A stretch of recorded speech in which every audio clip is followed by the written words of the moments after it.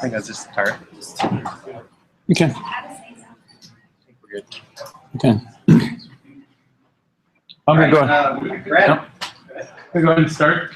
So this is part view of the previous talk that I did that was way too long. So we finished off the GraphQL part tonight. We're going to go into the relay part.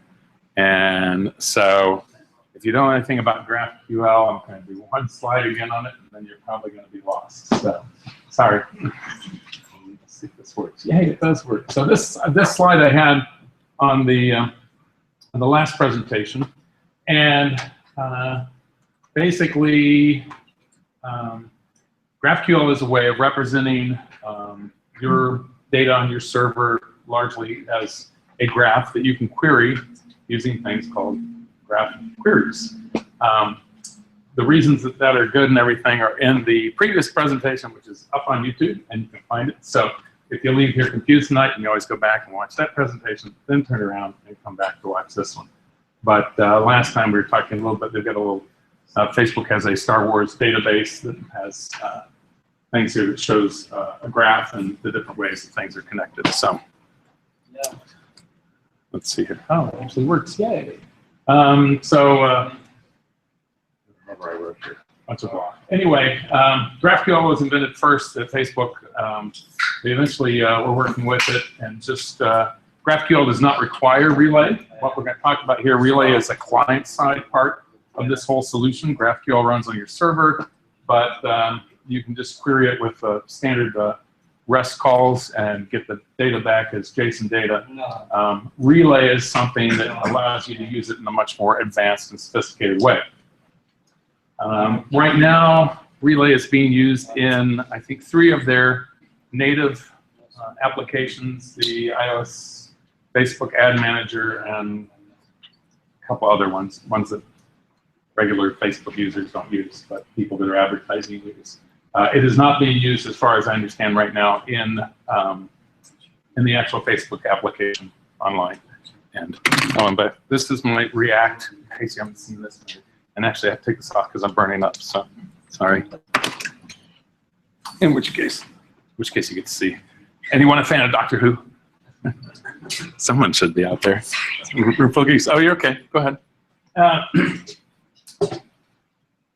So what Relay provides, basically it's declarative in your client, and well, I'm going to go through explanation of all this, but in the client, you basically declare what it is that you want to receive into your React components, and then you don't have to worry about requests, validation, caching, invalidating your cache, network retries, network going away, all kinds of these issues that Relay actually handles for you, which is a good reason to use Relay. Co-location, your queries are basically written next to the code that you're writing. So each of your components will have the query above the component for the data that's needed for the component. That's a good thing. If you follow the whole React world and you're buying into the Kool-Aid, co-location is a great thing, not just for things like Relay queries, but for other kinds of queries. Last month was Redux, if everyone saw that. You co-locate a lot of properties that you want to query from your Redux store in there. And if you really go nuts on co-location, then you actually use style sheets or any of the variations on React to actually write your CSS actually in code along with your components. So co-location is a big thing that Facebook really loves, and I like it too. Mutations. Relay handles mutations. GraphQL, last month I talked about. Querying your data is fantastic, but if you can never change it, you have a fairly boring application.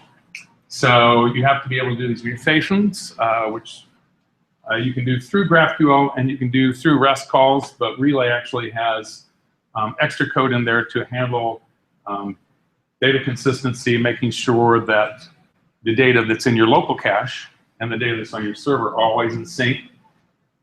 Optimistic updates. You know, the person clicks add on that awesome to-do list demo that everyone has, and when they click on that, they want to see that to-do item immediately appear in the list, as opposed to the, you know, who knows how long round trip it is to get to your server and back. So optimistic updates are really important. And then error handling, you've added the thing to the database. I mean, you've done the relay query to mutate something, and your network goes away, or the backend barks on the server or something. You want to be able to gracefully handle that. These things are really what you're buying into on relay versus just doing a REST call with a GraphQL query in the REST call and getting JSON data back. And I should say too, just stop me at any point or yell at a question if there's any questions. It's better than waiting to the end. Popularity, not what you say, it's not frequently what you're saying. Not saying it. React, Flux, and Redux. So if you saw last month's Redux, then you're going to have a little bit better idea of what's going on in Relay, because they both kind of serve a similar purpose. And Redux is now a huge part of the React ecosystem. I'm using it a lot. I love it. And I don't know how the response was last month, but hopefully other people are using it too. Okay, so how many people were at the Redux? I wasn't last month. How many people were at the Redux? Yeah, reasonable number. Okay, so Redux, I'm just going to talk a little bit about Redux because they both have, Relay and Redux both have centralized stores. So in Redux, the whole idea is that you have one centralized store for basically all the state that's in your application. This sounds kind of crazy because, of course, if you're talking programming, the first thing you learn is don't have global variables. We want all these things local as much as possible. And in a sense, it's like that, but it's not.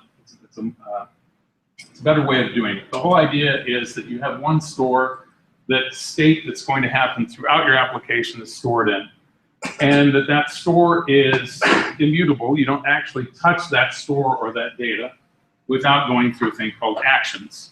And actions basically, you can say add to-do list item. That's an action. That action is basically going to take our store. It's going to add that to-do list item, and then we have a new immutable version of the store. And then what happens is because all these actions work on the store, then the store can basically notify components when things are updated. So if you've got that to-do list component, action goes in, adds to-do list item, store gets updated, store notifies components, component shows your to-do list item. The beauty of this is that having a centralized store, I won't go into all the things, hopefully someone did last month, but there are a lot of good points of this. One is it helps take state out of your components, which is, if you have worked with React very long, using set state and localized state can be fairly problematic if you aren't careful. Also allows you to optimize rendering updates, and then the whole idea of immutability allows you to much more conceptually understand your application and where things are happening. So we go to Relay, and in many respects, it's very similar. So we have a thing called a Relay store, which maps to the other store. We have components which are consuming data from the Relay store, just like in Redux. We have effectively actions. They're drawn out as actions, but things that basically will perform mutations on the Relay store or on the server. And then we have the server. So if you remember last month, basically,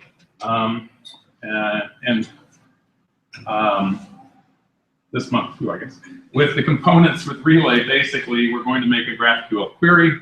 We're going to get back a GraphQL response. That response, that JSON data comes back, actually doesn't really come into your component per se directly. It comes initially into the Relay store, just like up into the Redux store. And this store is a store of basically the graph, or the portion of the graph from the server that you have in your client.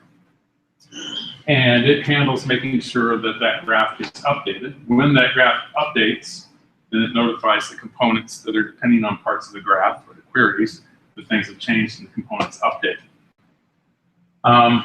When you want to make a mutation, a change in your server, you want to add that to-do list, then basically you are going to issue a GraphQL write or mutation, that's basically going to do two things. It's going to send a mutation up to the server, telling it you want to add that new to-do list item. And at the same time, it's basically going to go and it's going to tell the relay store, here's what we think we're going to get back from the server eventually. So I'm going to stick that in there as a temporary placeholder, and that way your component will initially automatically update with the to-do list item. And you don't have to wait for this whole transaction to come back around, which if you got a busy server could be a little while.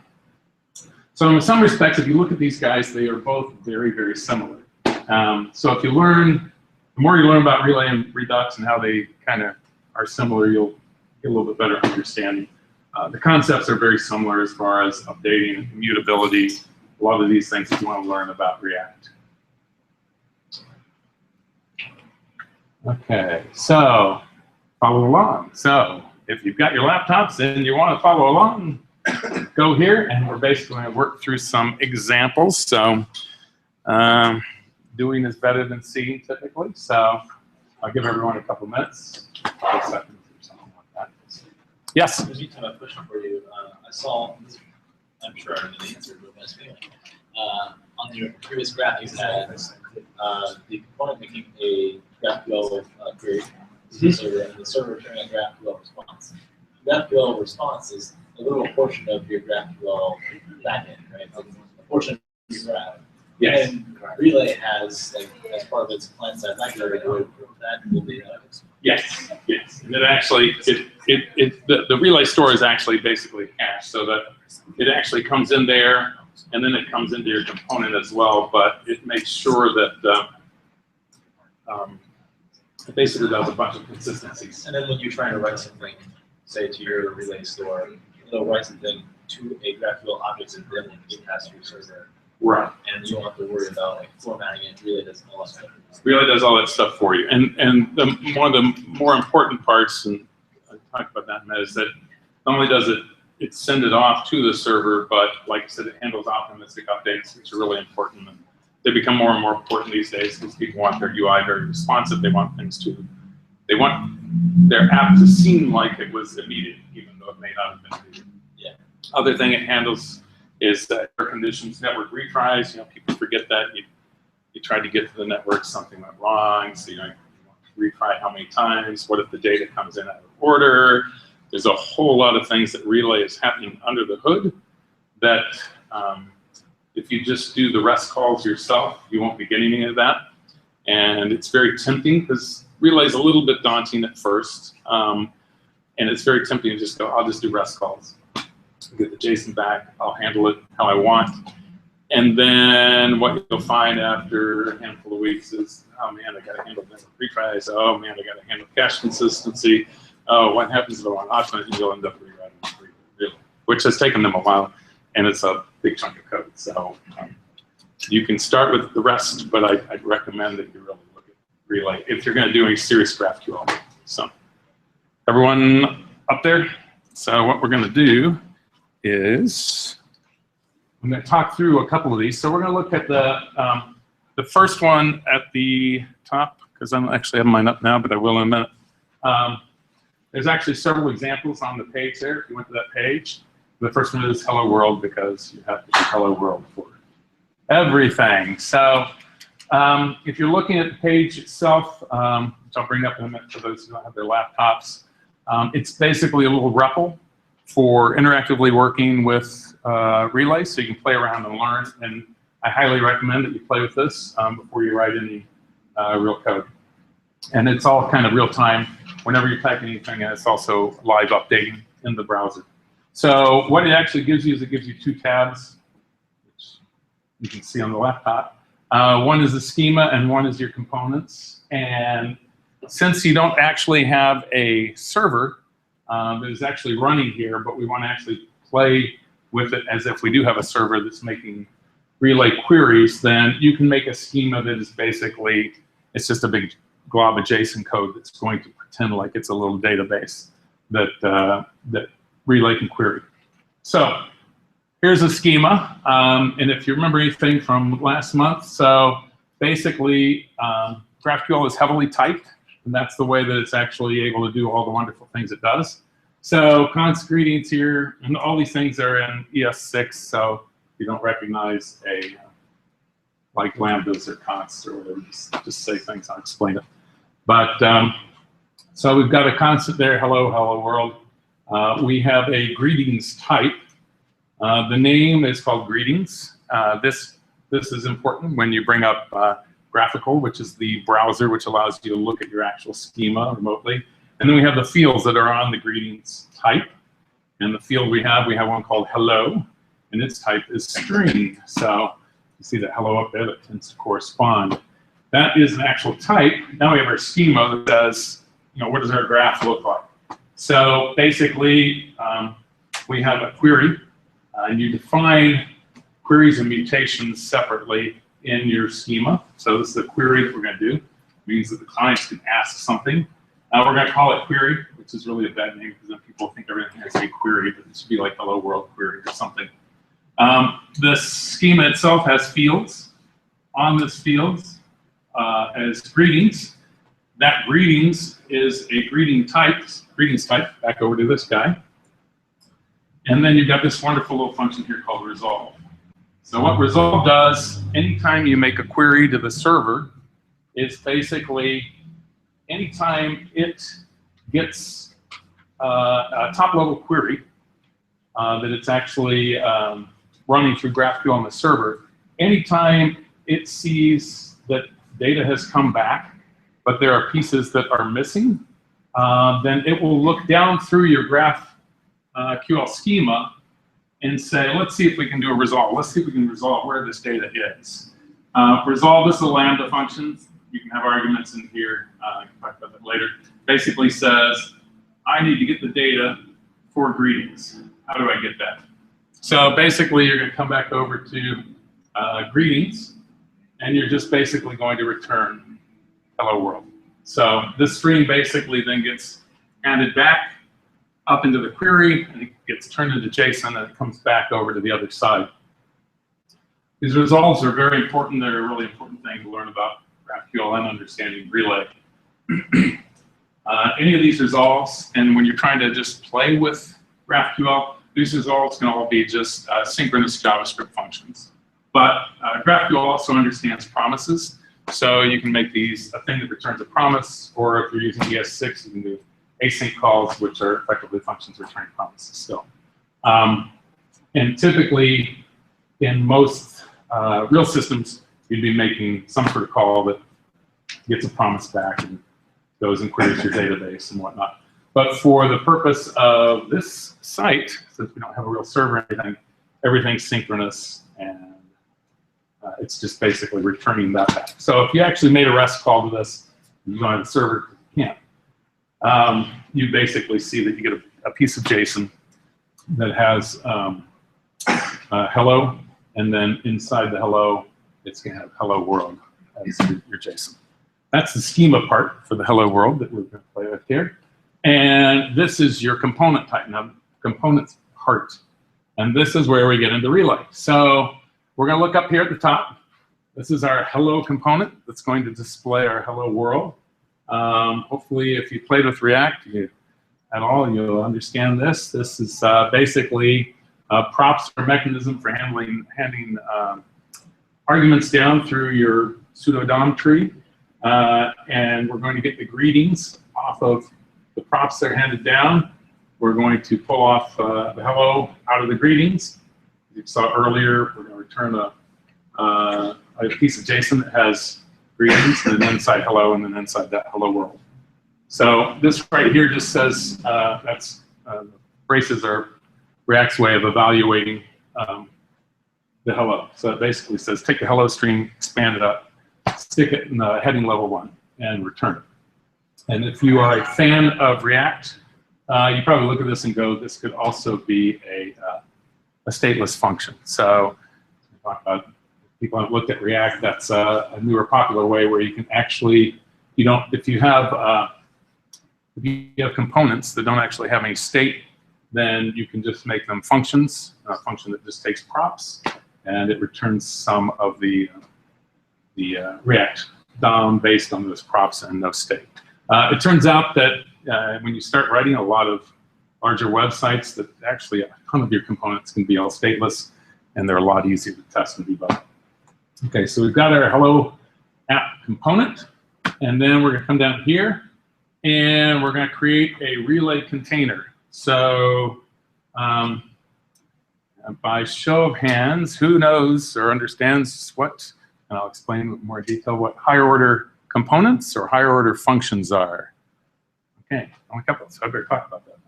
Okay, so one of the I saw that.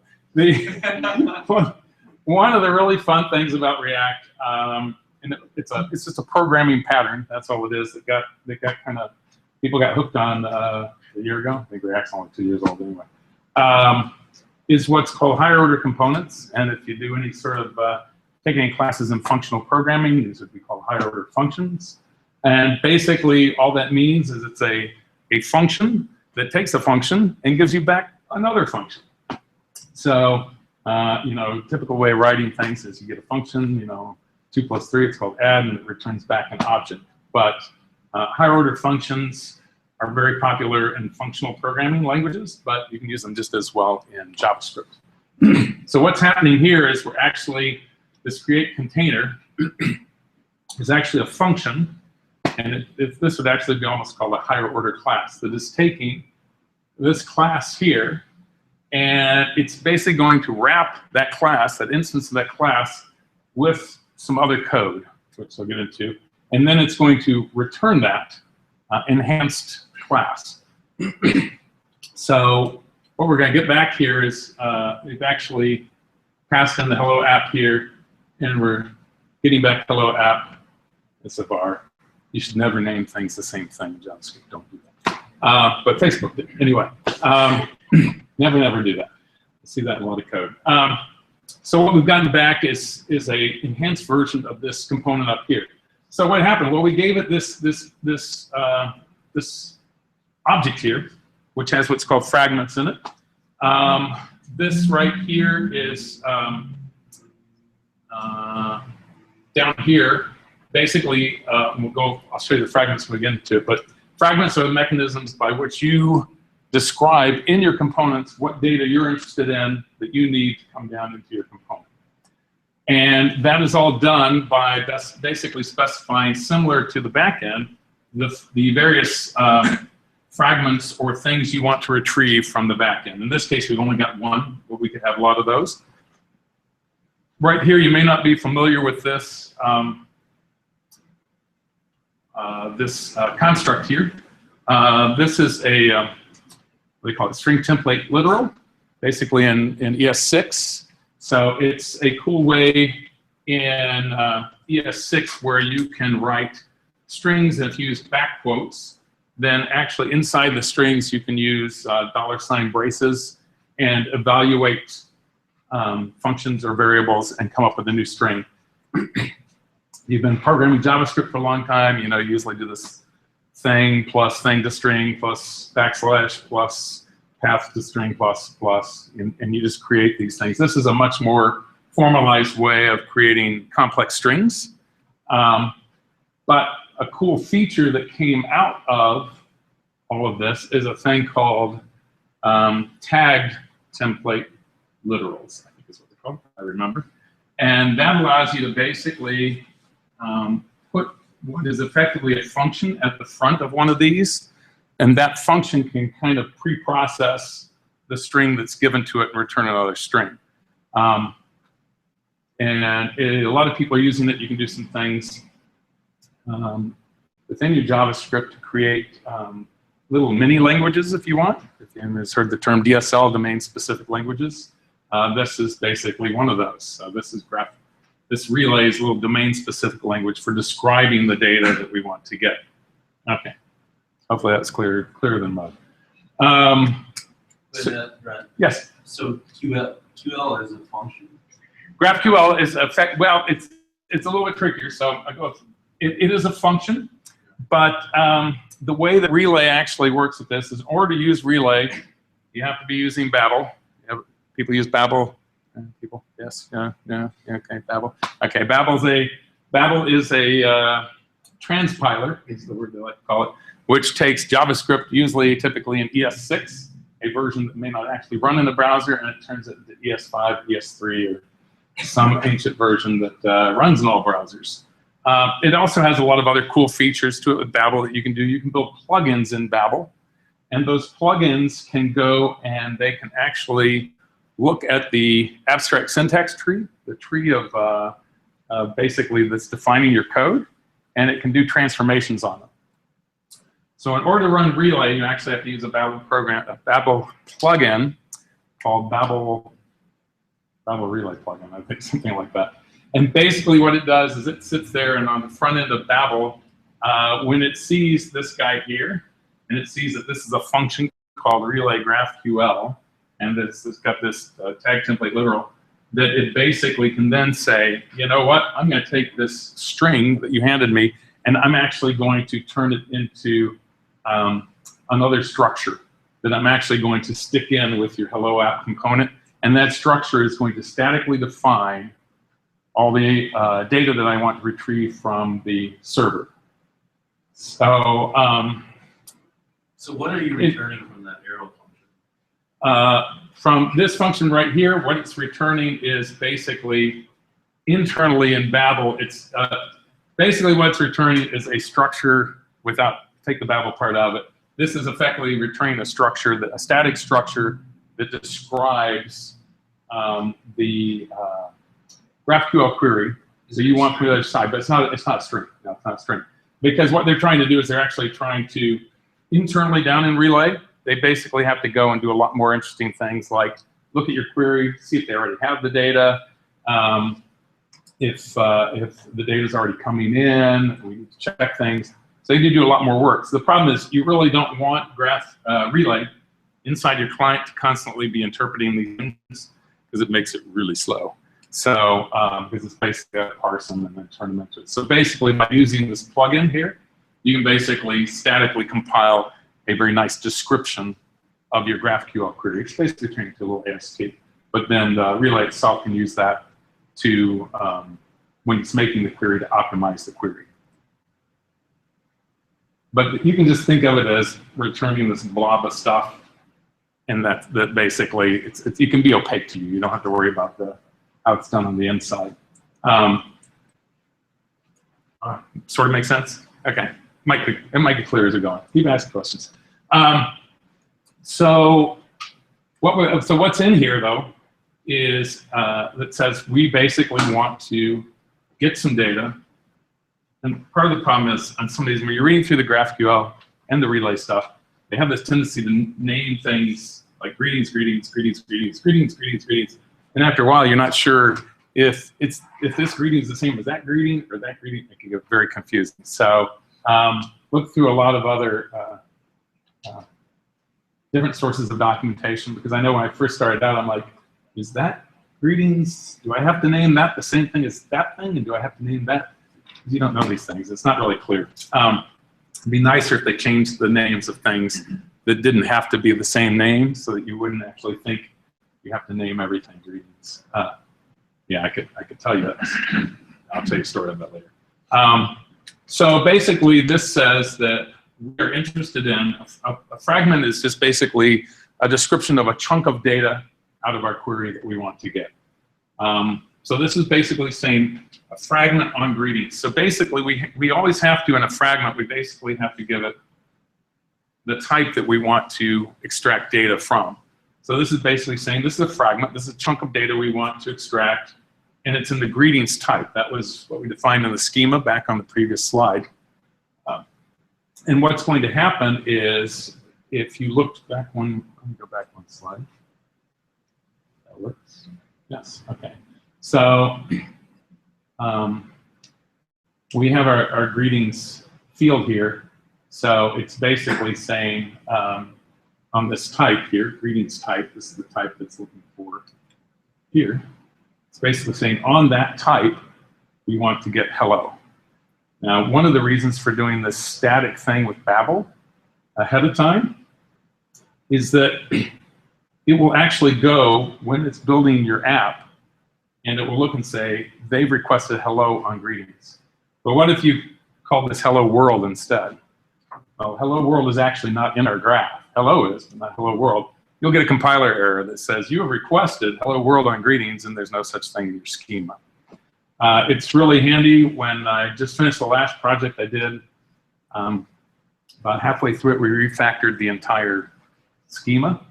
And the beauty of it is that when you go and you rebuild everything, it says, this thing doesn't exist, this thing doesn't exist. In typical JavaScript, other mechanisms, you're basically just going to run stuff and look for your first exception, fix it, go on. So, at least this way you kind of get them all at once, so you kind of see what's happening.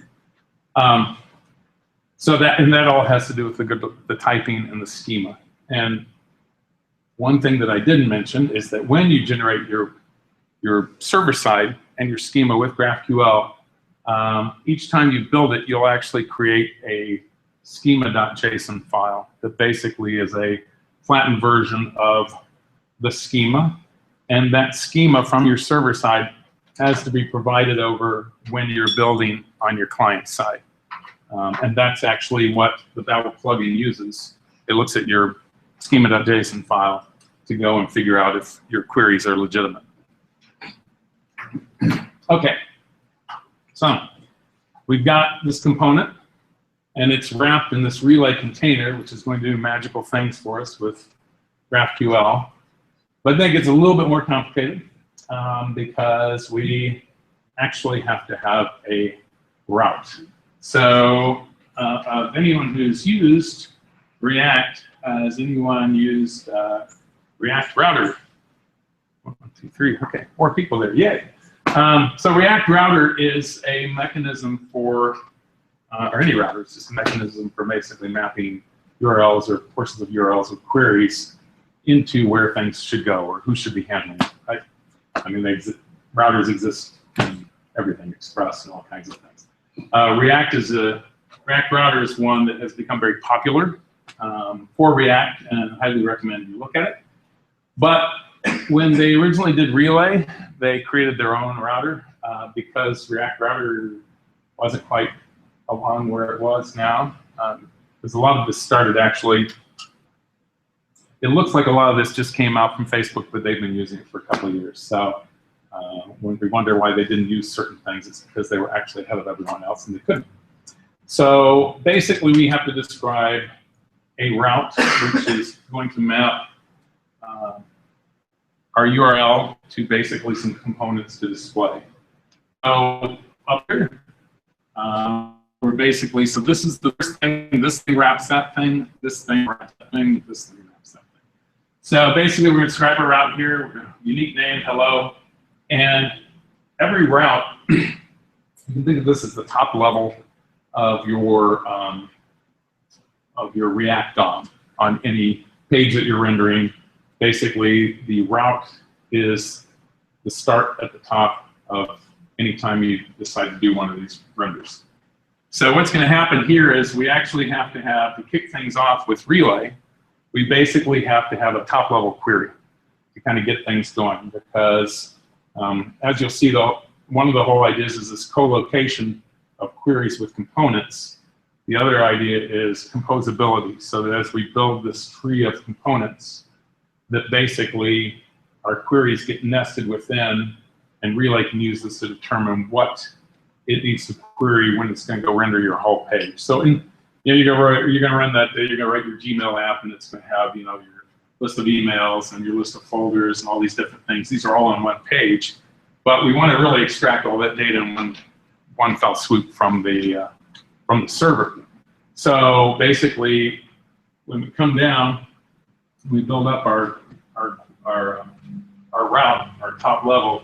Basically, it's going to run through all the queries top down. It's going to pull them all together, optimize it all, and figure out one giant query it needs to send off to the server and get data back before it goes and renders your page for this top level route. So you have to start with a top level query.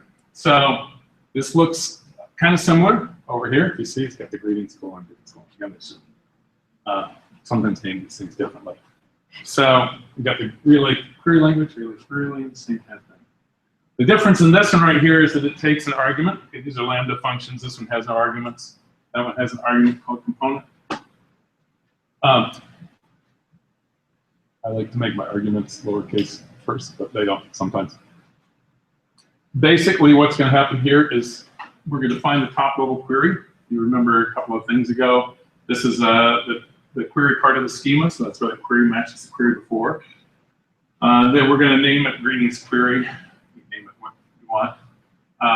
It's going to basically say we're going to have greetings, and this right here basically says this component that's passed in, get the fragment from it called greetings. Now, what's going to happen is this query is at the top level of our relay root container, the route. And the component that we get here is basically going to be the component at the top of our route. So this is a, if you've got your email page, this is your thing called email container or something. That's the top, that's the component that's going to be fed into this Lambda function here. And then this is basically shorthand notation that says from that component, find the fragment called greetings. Come over here. This is the fragment here called greetings. So this is our next component down. This is the fragment it's looking for.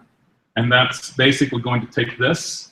And if you can, it's basically going to take this chunk of text here and it's going to go and insert it where that piece goes there, effectively. Basically what's happening is as it's descending through your tree of components, it's basically building up this really sophisticated query to basically get everything from the server in one shot. Again, because these are actually statically built, you see these as strings, but the backend, the relay never sees them as strings. It's going to optimize your query because, if you already went and got the, if you already just fetched greetings and then you fetch greetings again, you don't need to fetch it because it likely hasn't changed. So, so let's look at, okay, so the bottom here, one more piece. So React DOM render, if anyone's using React, that's like your main thing. It tells you to render your React DOM over into the real DOM. This is the relay root container. This is the top level of routing. The component that's at the top of that container is hello app, which is this guy back over here. Not actually that guy, this guy. And then the route for that, and then where you're going to mount it in the real DOM. So if I switch over here, and luckily, hopefully we can.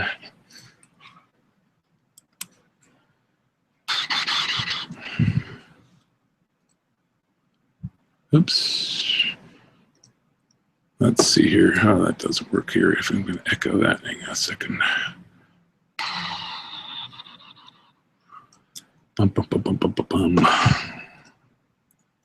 Okay.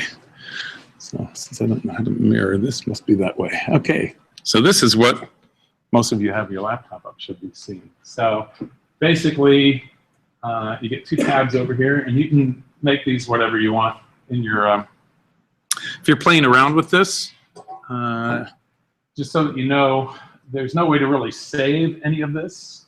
But when you actually execute any of these, what you'll find is that this guy up in here, you can't see it on this one, but if we actually refresh it, you'll find that this is a query, and it has a gigantic string on the back end of it, which is all of the contents of this and the schema. So if you actually want to save off so you can play around later with something, then you basically need to bookmark your big giant URL. That's what we've done over here. And then you can go back to it to edit it. So if you notice, we'll come over here, and if we go over to the schema, and we can say and DY.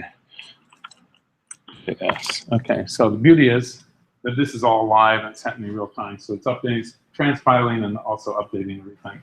So like I said, it's an awesome way to play with some of this. I'm not sure what will happen, but let's try. We go back over to code here.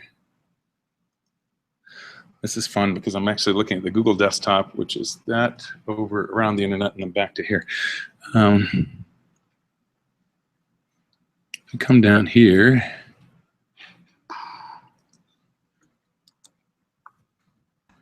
Okay, so said we want to get hello world off our schema, there is no hello world. You just got a GraphQL validation error, cannot query hello world, untyped greetings. Did you mean hello? It's actually pretty smart. It's pretty darn good. And this is the kind of thing you'll get internally. You'll get this actually when you're compiling with Babel. But if you weren't using something like the Babel plugin, you just get an exception error back from GraphQL with an error in the JSON. So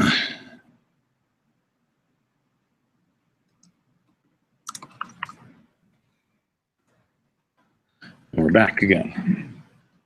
Is this kind of making sense? Sort of? Questions before I keep moving on? So Brad, it's a lot of wiring. It's a lot of wiring.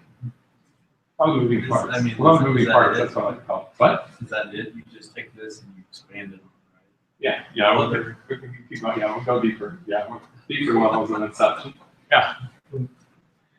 It seems really hard at first, just a little bit of a learning curve. The thing is that you're buying is that there's some wiring in here, and actually the last team that I did a thing with it, they're like, it's a lot of extra time. And it is, but you're getting a lot of things for free that for a production application you really need, but a lot of times people don't do. So I mean, by having your schema always checked, you know that you're not just arbitrarily going to get back garbage data that you're going to display. And especially when you get to mutations, you know that if you've done it right with your typing, that you're not going to be throwing junk into your database. Because this is validating everything is coming back and forth based on the types you saw. It didn't like the hello world I put in. And with GraphQL on the back end, you have the types. This is a string, this is whatever, but you can make arbitrary validated types.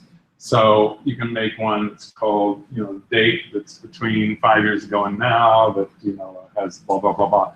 So you can make more sophisticated validations that are part of your actual GraphQL schema and that all work together. Normally you'd be having to use something like, there's 50 million validation JavaScript libraries out there, but somewhere in there, you got to validate your data before it gets in your client. You got to validate your data before it gets back in your database, or you're going to have junk. So yeah, it's a little bit complicated, but you're getting that, and you're also getting really good error handling. You're getting the optimistic updates, network retries, all these things that no one does until 3 weeks before they get shipped the product and they realize it isn't working too well, and then they just kind of go, yeah, it'll work as long as everything's working. So, I've seen that enough. So, does this make sense? Because we'll go another level of inception deeper. Hope so. Y'all questions if you have any. I have a question for you. Yeah. So on your line 61 there, routing. Yes. Are you obligated to use the routing that's provided by Relay? Okay, so that's actually on a slide about 5 slides from now. I don't like their routing. So I actually use React Router, and luckily someone was nice enough to post a NPM package that allows you to use the whole relay with React Router. One of the big issues, the router's fine. One of the big issues, I'll show on the slide in a minute. I've actually got an example of it. Is that React Router is what's called a nested router. And probably best when I show you a slide that allows you to nest your route handling the way you would nest your components for display. And the relay router is not a nested router. So I would have had to change the architecture of everything I did. So I think they're eventually going to change it, but Facebook build things for Facebook, and then if it's good for everyone else, they release it. It may or may not work for you. So, but yes, it is good. Otherwise, if they didn't have that, I might have been thinking twice. To answer your question. Okay, so let's get a level more complicated. We got a list here. This isn't, I think, next one down on the laptop. Basically, this is a schema for buying tea in the store. So again, we have our fake backend, So this is our store here of all the t's that we have. These are the names of the t's, and these are the steeping time. So we have to define a t type. We're going to call it t, and it has two fields, a name and a steeping time. And then we've got to come up here and we're going to find a store type. And the store type is a bunch of t's, and it's a list of t types. So when we create our schema up here, excuse me, top level of the schema, the query is going to be store. It's going to be a store type, and we're going to resolve it by returning store. So the beauty is when you have all of these, this sort of type that you're setting up for GraphQL, and when I showed a couple of people this, they're like, oh my God, that's a lot of typing, all these objects and everything. There are 2 or 3 NPM projects that allow you to write all of this in kind of more of a shorthand notation. It actually looks a little bit like Facebook Flow, which is their type system if you've seen it. So I haven't been using that yet because I wasn't, on the first GraphQL project I didn't want to introduce too many variables. So I would probably do that now because you end up, this gets, I mean, for the graph that I did for the ticketing system, you end up with pages and pages and pages of types and description. It's great documentation, it's fantastic, but it can get laborious at times. The other thing is that anytime your database is returning something that matches the shape of what you've described in the type, you don't actually have to resolve the independent pieces. So I don't have to actually break this down here. You notice there aren't any resolves over in here. There's saying name and steep time. That's because when we resolve over here, we're returning the store, and it sees that as a list of things that are shaped like this. So we don't actually have to have resolves at each of those steps, as long as the shape of your JSON data matches the shape. So, for instance, in the system I just did, there are some things where the information returned from the database almost matches exactly, but not quite right. So I usually have a resolve, and then I tend to wrap them in a little thing that's called like back end to front end or something like that, or back end to GraphQL that basically removes properties that maybe the database had. You know, maybe you had a creation time or modification time that you actually don't want to expose to your client side. You don't really care about. That's only for admins or something. Then basically you can just remove those fields from your object return from the database, and then just pass it back, and then you don't have to have a resolve for every single field in your query. So does that make sense, folks? After the last one, that makes sense. The list. This GraphQL list type, it just says it's basically an array of items. You were in the talk last time. You can get a lot more sophisticated with GraphQL. In many cases, you want to have pagination. You want to be able to jump to different parts of a list. The list type is really going to basically give you a big blob of array data back, and you can't query for parts of it. You can't step through it. So this type is fine for our T's here. If you had 10,000 T's in your inventory, you really don't want the client to go, I want the T's, and then you get the big data hose coming down.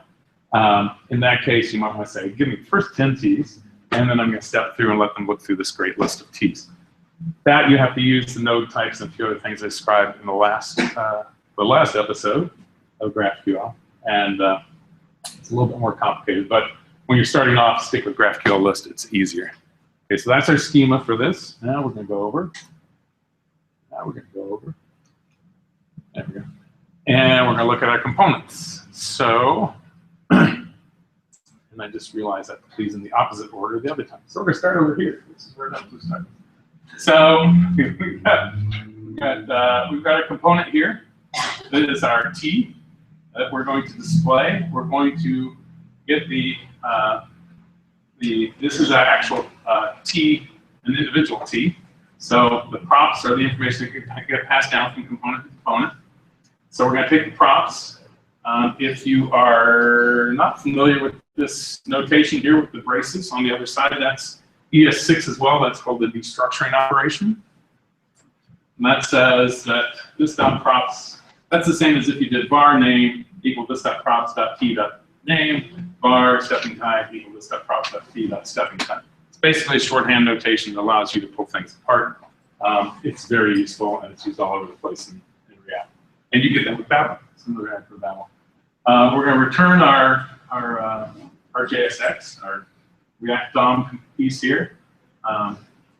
And basically, this is the whole thing internally. These braces inside are different than those braces up there. These braces basically say evaluate and insert that thing.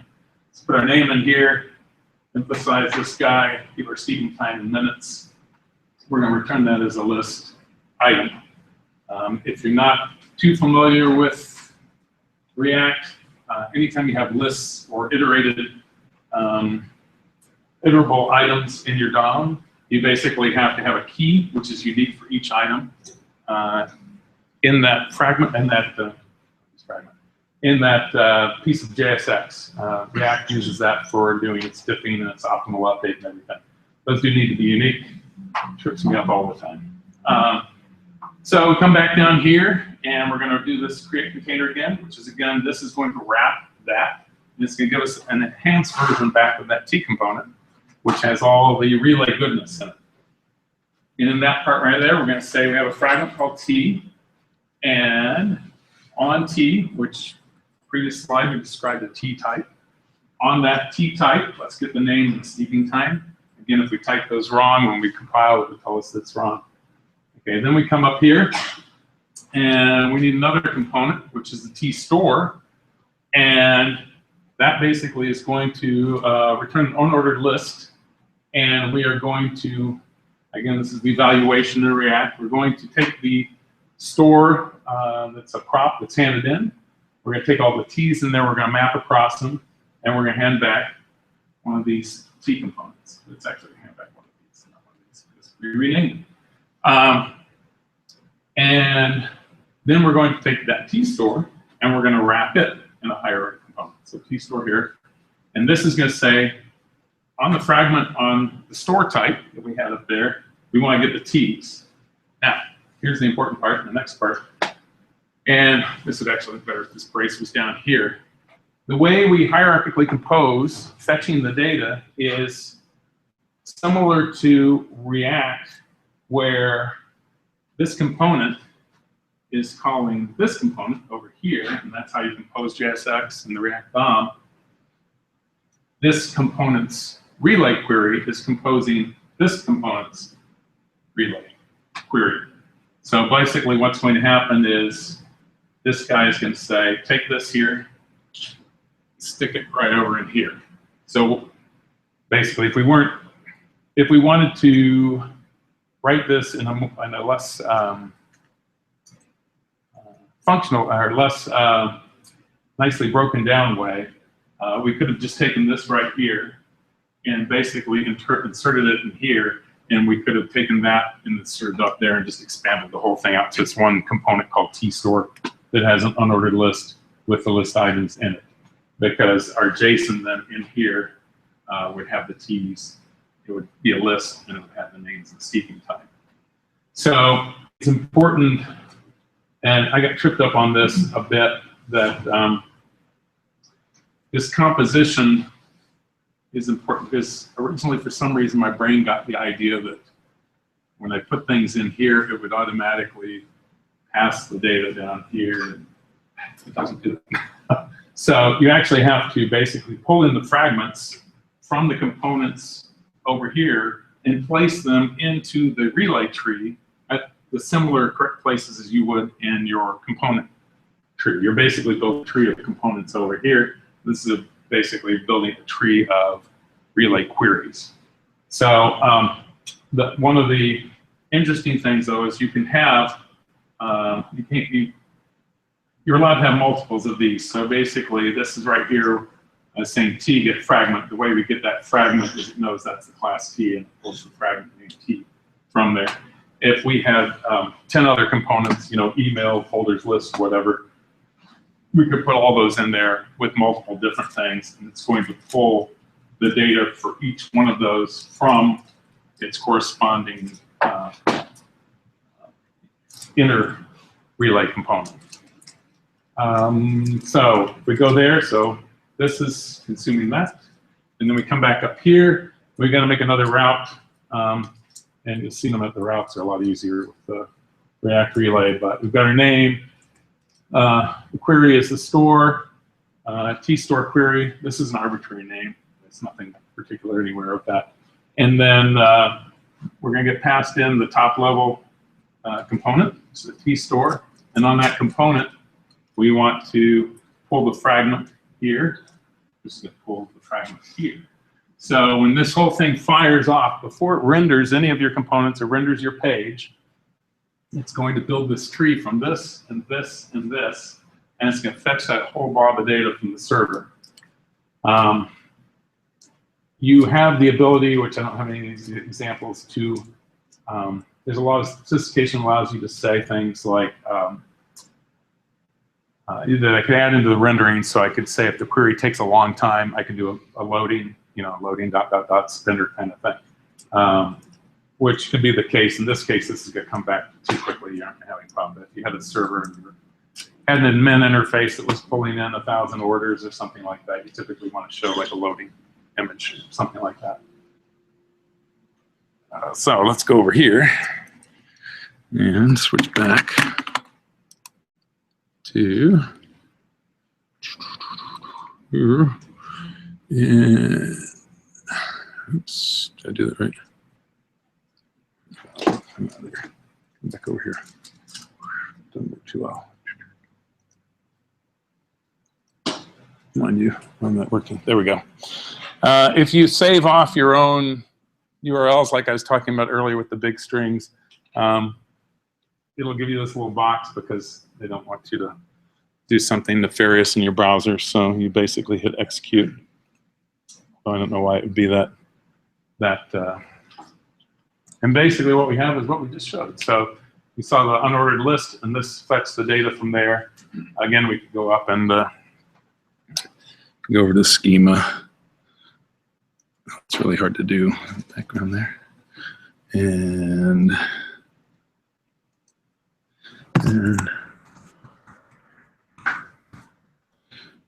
as you saw, Girl Indy.js gray tee. So again, very nice for doing this. Again, the thing that you're getting here is that if you've played at all with React and trying to do asynchronous fetching of things from the server to display in your React components, it can get a little bit complicated if you're trying to display things before your component is actually shown. You either have to do some various tricks that I won't go into now. But this is doing all that for you because of the composition of these higher order classes or components.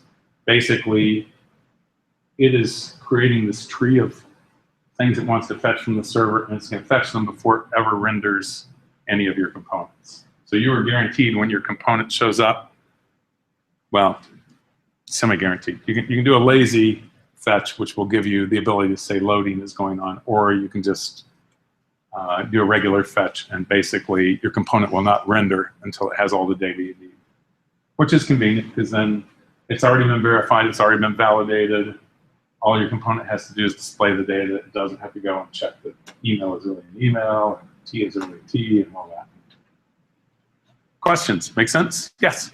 So how does React through Relay know to look for the schema data source? Like, is it hard-coded to know to look for like a schema.js file, or? Yeah, basically, yeah. When you set up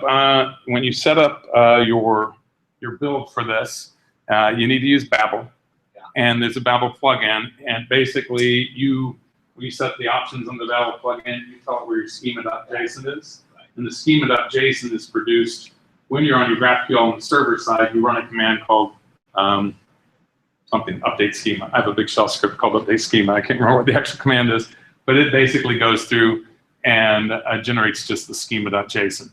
And in my projects, they tend to just have a server and a client folder. So this schema is over here in the server folder, and the Babels just points over to it. So when I update it, it does. So that you'll have to have like a schema and then back end? There is actually no schema per se in the client side. It's used during the build process, but you don't actually have it in there. You have to have, when you are actually building, Babel has to have access to the schema.json from the server side. That's just for like linting purposes, is why. That's for, excuse me? Just for linting. That's for linting, yeah, effectively linting, yeah. It's for checking. It also helps it, because it turns those string queries, it turns them into basically an abstract syntax, a query tree. And so it uses the schema to build the correct tree that it knows how to then generate the correct GraphQL query string for it to send to the server. So you actually have to have it. Mm-hmm. So under the playground hood is Babel connecting Yeah. schema. Yeah, it's all handling for you. Yeah. That's a piece that you have to do for yourself when you really do it. Now, an interesting thing is that you actually can, and if you bring up GraphQL, the little query interface that allows you to look through the documents and the schemas, you can actually go out and you can actually introspect your schema from the client side. So there are some people playing around with kind of dynamic schema things that evolve on the fly from the server. So in that case, I mean, it's not really for Relay, but these are other projects. In that case, the client side is actually going out and saying, tell me what your data types look like and all that. And you can actually query that from the server.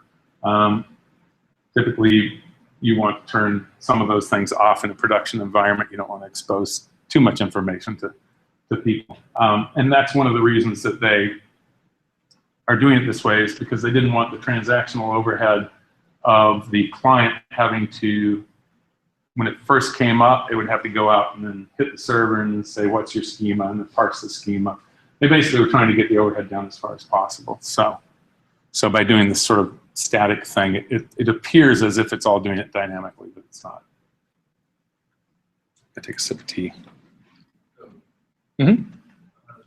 Did you explain, I just didn't know what the purpose of the router? You don't need to worry about right now, because I mean, when I get to React router in a bit, it's a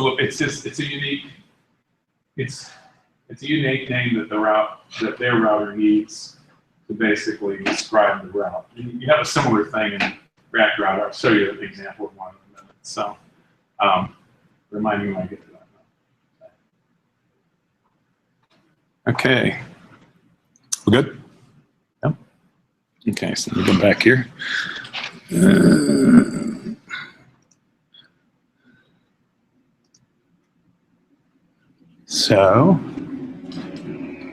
Okay, so there's a list. One thing that's important is that when you're making queries to the other side, a lot of times you need to say, I want the first 10 items. I want the item for the person whose name they typed in, things like that. So you need to have variables, parameters that you're going to pass into your query. And each of the fragments can do that. I'll show you an example of that in a minute. And then, like I said, mutations, which are the most complicated part of GraphQL and Relay, we'll either get to, or depending upon my time, I'll skip over. But mutations are the way you actually change data. Let's see here. Okay, yeah, here it is. Here's your, hi, this is your question. So Relay router is what Facebook uses. It's not a nested router. I don't like it. I'd recommend you bypass it. I forget who did this, but I was really thankful to them. Basically, it allows you to use React router, and they call theirs React Router Relay. It's just basically some tools that add on to React Router. So this is basically how you describe declaratively your routing pattern in React Router. So this is my top of my routing.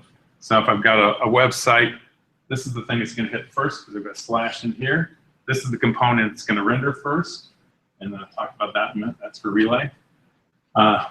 Index route is basically if nothing matches something else, then we'll display this component. The interesting part about this, what makes this a nested router, is that each of these paths compose on down. So if I go to a page on my website that is /event with a query event ID, then it's going to basically compose this component that has app, and then inside that it's going to have event container page. So the nesting of my components nests declaratively the same way I do my routes. So I can basically nest these things deeper and deeper and deeper and create routes to pages, but into pieces inside pages. It's a very powerful concept. This right here is nested even further. So if I go to the website and I go to /event/239/checkout, then basically I've gotten the app composed of the event container, and then inside the event container is the checkout. So it allows you to do really awesome things. So if you haven't ever looked at it and you're using React, definitely check it out.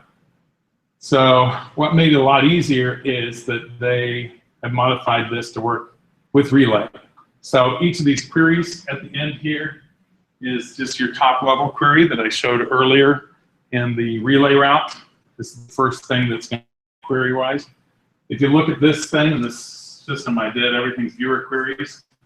That's because the top level query in all of these is a thing called a viewer, and that's whoever is logged in or whoever is viewing the system at the time. So these are actually, the top level query on all of these is the same. But definitely check that out. Does that explain? Hi. No, Yeah. where'd the name come in? I don't the name. Oh, the name was on, yeah, the name you don't need. That's why I said you don't need the name. You don't need the name here. This is a different router than the Facebook one. Okay. So this is one for React, for using a thing called React Router, in which they said name. That's why I say ignore the name, because if you're going to use this, you don't need the name. Yeah, my understanding about name routes is that you can, instead of having to pass it exactly the path, you can say transition to this named route, and then you can say like, oh, it's a resource that is an inflection. I can say, let's say like, I don't know, like pages, and then transition to pages index / and then give it the ID. That's the ID of the page you want to view. Yeah, it's basically saying in the React router, basically you can have these are paths, but you can have named routes too. Named routes are used more for internally navigating. This is the kind of the path that you're getting off of your URL. This React router, Relay. Yeah, and this is just really a little wrapper around React router. The only thing you really end up getting is these. It allows you to provide these extra queries and a couple other little things. Otherwise, you can just treat it as if it were React router. Well, what was your question? So React router is a dependency. React router. Yes, exactly. Yeah. Yeah, it's important to figure out how to publish an NPM package that has as many dashes as possible. Trust me, I have several things that React router, it's kind of crazy after all. But yeah, definitely, if you're going to use Relay, too many things that are, then check out React Router Relay. Don't even mess. I didn't even mess ever with the Facebook Relay router, because luckily I stumbled across someone's blog who was complaining about this, and the guy said, "Hey, I wrote this, and it works great." So, but Facebook didn't need it, and it's internal, and I don't know. So hopefully that explains a little bit about, and without going into all of React Router, it's kind of, I know it's going to be a little opaque. Did I jump past something here? Hang on a second.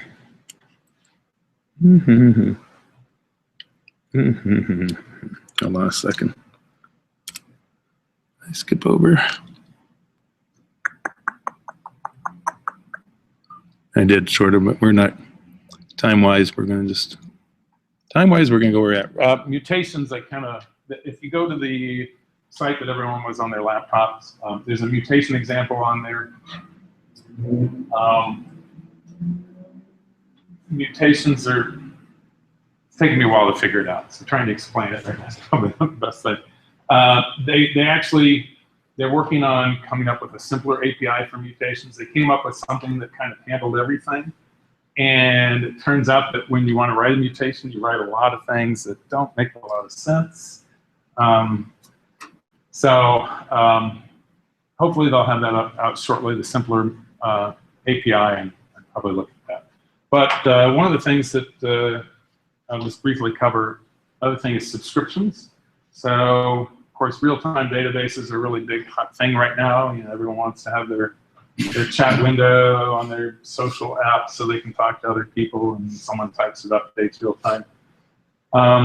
So Relay and GraphQL have the concept of subscriptions, and basically it kind of looks like a mutation. It basically looks like a query, but you basically call it a subscription. And what it means basically when you send it over is, if things change in here, I want to be updated about the changes. Facebook has that in the GraphQL and the Relay spec, but it's very, very bleeding edge. Got pretty bloody doing it. They're only using it right now on 3 of their React Native apps, or they've only got 3 subscription queries in their React Native apps. So it's very new to them as well. In the system I built it. You can roll your own. They don't have any sample code. For instance, I use the Express GraphQL for doing the previous project, and that's great. Nice example of code. There wasn't a lot here. You read a bunch of Stack Overflows and a bunch of things. You kind of piece it together. The system I built uses WebSockets, and basically it uses observables in the server. So if you came and listened to the RxJS talk here by Karina, then the observables are ways of keeping track of changes in JavaScript. I won't go into details, but basically the idea is that when the client side wants to subscribe to something, you create an observable on the server side. And when things are updated that they're interested in, you update the observable, which then fires off a notification back to your client, who then basically does a local mutation. So in Relay, you can make mutations to the server, but you can also say, here's a bunch of stuff on a mutation, and I want to just stick it right into my Relay store locally.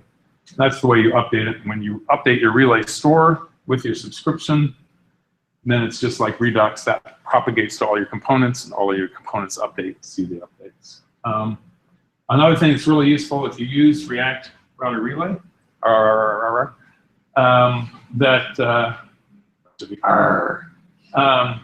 that basically there's a flag on it called force update on any of the routes.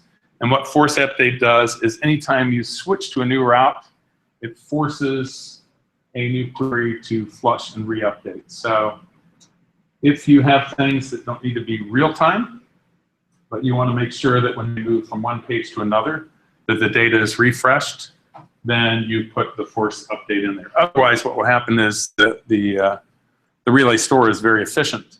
And if it thinks nothing has changed, it's going to just give you back the data that's already in there, not the data that's on your server. Great in some cases, will really confuse you in other cases if you change something on your server and you don't know why it's not changing. Okay, debugging.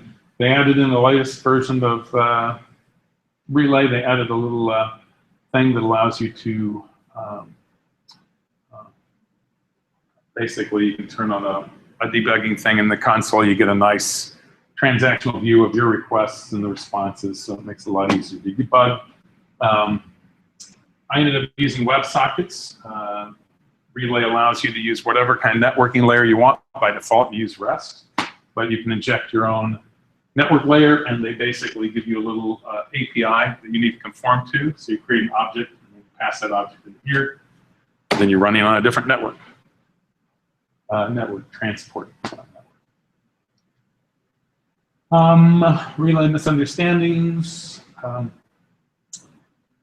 For the simple examples we saw earlier, this whole piece about IDs doesn't apply. Once you start doing pagination, looking into parts of things, jumping around to the graph and doing more sophisticated things, you do need to have IDs on each of the things you return. And these IDs need to be unique within a type. So typically, in some databases, the IDs in, say, a table may be only unique in that table. It might be 1 through 20. You can't send that back because that's not globally unique. So if you have a database that has UUIDs or something globally unique, you're fine. If you don't, they have a little function that takes the data type, tstore, and it hashes it with the ID from your data, gives you a globally unique ID. The reason that you need these is because the relay store uses those to determine what parts of the cache to invalidate and update. If you don't have IDs, which I didn't when I first did my first one, then you wonder why nothing is updating in your relay store and scratch your head for a while. So those are very important. For some reason, that's not actually called out, at least in the initial documentation I read. In fact, all the examples that we just looked at, there's no IDs in there anywhere. So you kind of think it happens by magic, but it doesn't. How can I refresh my data? That's what we just talked about. You can force refreshes or you can use subscriptions. Okay, coming to the end here. So data loader, if you start actually writing something like this in production, you will run into a potential problem that you'll see. So here's this big query we have here. And one thing you have to be careful of, and you'll look and see a bunch of Stack Overflow things on, is query attacks. So, you can create denial of service attacks by sending this query string that's nested like 8,000 deep, and then your database goes nuts and it blocks all your users. So there are ways around it, but even in simple things that you create, you might create nested things, nested queries that are going to redundantly query your database. So here's one here. Give me the first 100 events of the system. The edges and nodes, that's the whole thing about pagination that I talked about last time. I want the ID, I want the title, I want the artist, I want the tickets associated with that as events. But in the tickets, I want the title, I want the cost, I want the event that's associated with that tickets. But inside that event, I want the tickets associated with that event, and so on and so forth. If you execute a query like this, well, you should probably wonder why you're executing a query like this. But you will end up sometimes with things that you end up making. You might have different kinds of types that still might end up querying for the same data elsewhere. So you don't want to keep hammering your database, because I had one that's not quite like this, but almost like this. Wow, I just made like 10,000 database requests. And it was basically nesting down. And it didn't need that. The GraphQL backend does not do any caching. It can't know what data is stale and what's not. So what they have is they wrote a really simple thing called data loader. It's just a simple caching mechanism. And what will happen then in this case here is, because I already got the events and then the tickets, then once I hit here, you wouldn't make any more database requests. And in fact, looks a little bit like that. So you create what's called a new data loader, and you basically give it a lambda. The lambda says, I'm going to give you an array of IDs. These are the global IDs again. And you've got to give me a function that will give me the data from those global IDs. So these global IDs are just big UUIDs, you can think of it. And it's basically just creating a big lookup, a big map of these. So they give you a couple of methods on the data loader: clear by event ID, clear all. You need to, you're doing caching and cache invalidation on the server side now. So of course, if you add a new event or if you delete event, then you need to go and update your cache. But basically, this will speed up your backend a lot. So even across multiple queries, but even mainly on a single query, so you aren't just redundantly fetching things. This is just basically going in, async await, uncached, get event by ID, and then returning all of those. Let's see in a second. If you look at Relay, it looks a lot like Redux. If you know Redux. If you don't, you're probably done with it. Idea, can we use Relay to replace Redux? And perhaps there's a guy that has a pretty cool thing that allows you to run Relay with a local schema. So you can actually pretend like you got your little database, almost like we just did in the previous slides, and actually address everything locally. What about having both? There's another guy that has one called Relay Composite Network Layer. So And basically your queries, you can have two schemas, and it knows which schemas came from where, and then when you make your query, the things that are for the local part go to the local access, and the things that are for the remote part go to the remote access. So you can do some really mind-bending things. That may drive you insane. So what else is coming along the way? Well, who knows what Meteor is? A handful of people. Okay, so Meteor is really popular, really got hot and popular for a while, and this is a real-time database, and their own version of sockets and things. Get things up quick, but they had a lot of odd things where they didn't work with the standard ecosystem and things. So they're actually kind of drinking the Kool-Aid, and they're migrating towards GraphQL and back-end database agnostic. They're not. They only work with Mongoose right now. I mean Mongo, but they decided to do their own client backend. So instead of using Relay, they have their own Apollo client. It's kind of cool because they actually use Redux as the local graph store. So all the same things that you can do in Redux, you can do the time travel, you can look through things, see your state and everything. So that's the good part. The bad part, it's like alpha, pre-alpha, beta, and they're doing a good job at it, but I know the Relay.js that's up there from Facebook right now is like 2.5 years in development. So, your mileage may vary depending upon how many Facebook engineers you think people in Apollo engineering time. So, but it's something to keep an eye on. It's kind of cool. Serverless GraphQL. This is pretty cool. This company called Redux. They basically have GraphQL in a cloud. You can basically sign up, X dollars per month and X amount of data and whatever.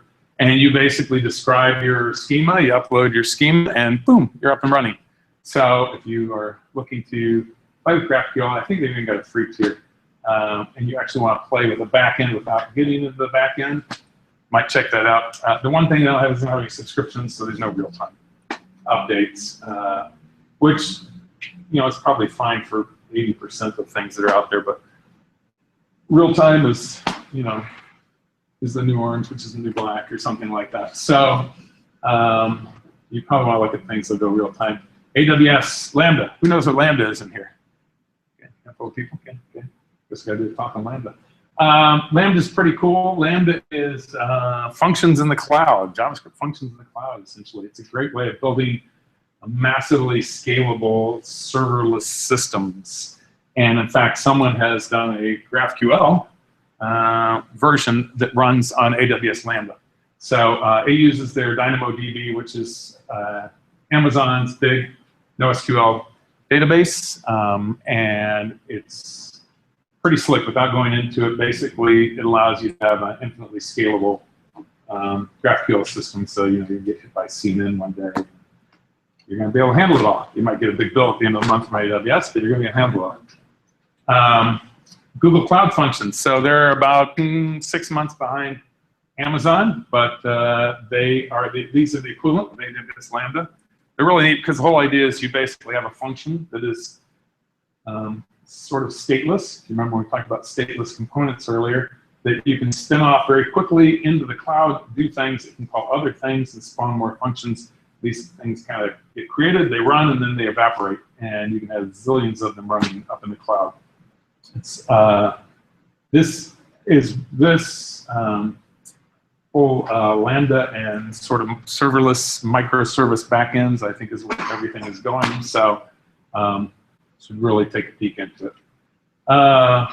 More things to look at. If who watched Google I/O keynotes? Anyone watch Google I/O? No one watched Google I/O? Wow, that's really sad.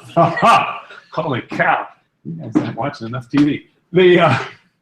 So they who knows what Firebase is?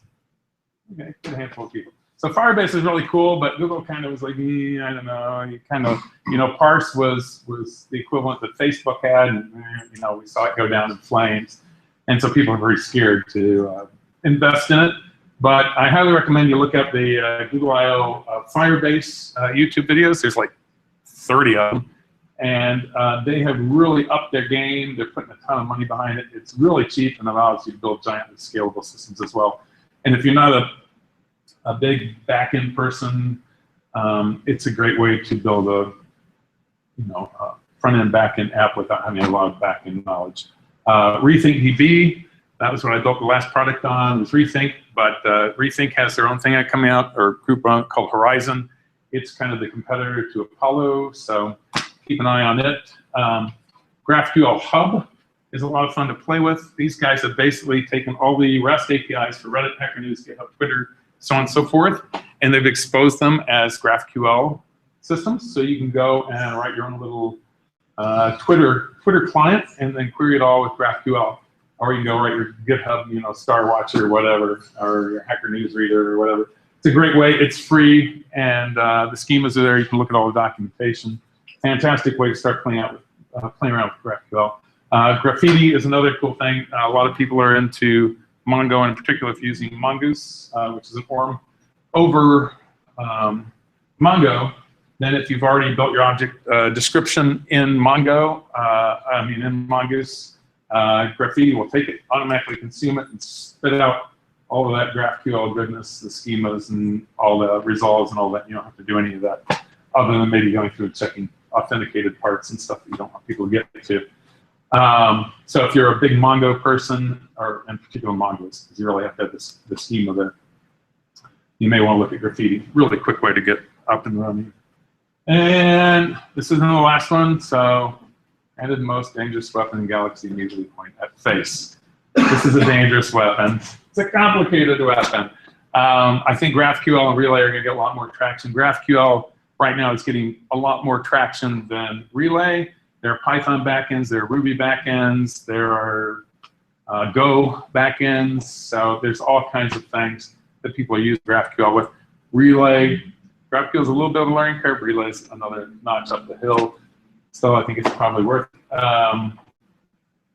This is a really great list that hopefully people are familiar if they're using React or anything. There are a whole bunch of these awesome GraphQL, awesome Redux, awesome React, awesome, you name it after it. They're all up on GitHub, and they're curated lists of zillions of links sorted by category. So if you're trying to learn a particular thing, look for GitHub awesome, whatever keyword, and you find these, and they're a great way. And they're updated all the time. And more resources. It's in the slide. We almost did all that. And I'm done. Questions? Questions? No? Yes? I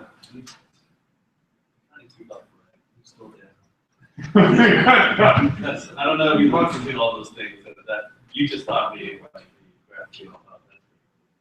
It's fun. Really not. Cool. And I offered up Tony. If you continue to like me talking, I have no idea what to do. I'm happy to do other presentations too. Firebase is one I could do on. It's kind of cool. React Native, I don't know. Have we done React Native yet? Okay, so we can teach you how to build iPhone, Android apps using JavaScript. I could talk about Docker, which is a technology for Node.js, but it can also be used for teams for containerized development. It's pretty cool. And it's really confusing to start with. Let's see here, what else? Talked about potentially doing a machine learning. You want to do some neural nets and recognize cats, and stuff in JavaScript, you could do that kind of thing. Anyway, I've got a long list of talks, so if any of those sound interesting, tell Tony what you would like to hear. Oh, sorry, yeah. I was wondering if you have run any tools for easily seeding a GraphQL database? Or GraphQL graph? How do you refer to these? Is it just GraphQL graph, or do you refer to it as a database? Well, I mean, the back end is typically a database. So, for instance, project it is on Rethink. So there's no database agnostic tool to populate databases. In that case, I just used Faker.js. It's a pretty cool library. Allows you to generate fake names and images and all kinds of things. So you want to populate up some sort of back end. Look like you have billions of users. So I just did that and just wrote a bunch of database, insert, stop.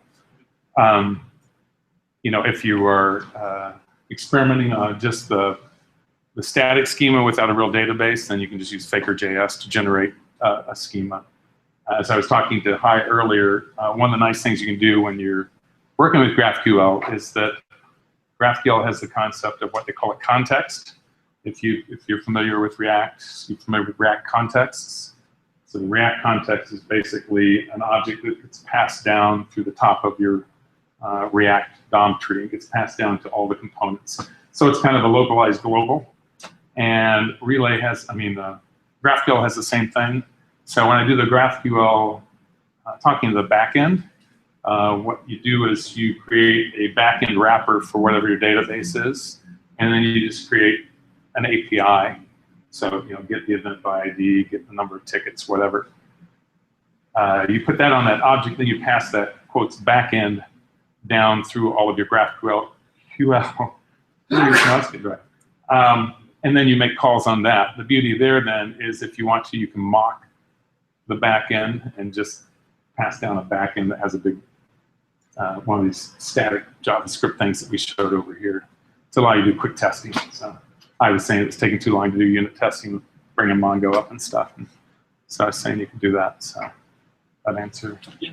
All right, thanks, sir. Thanks.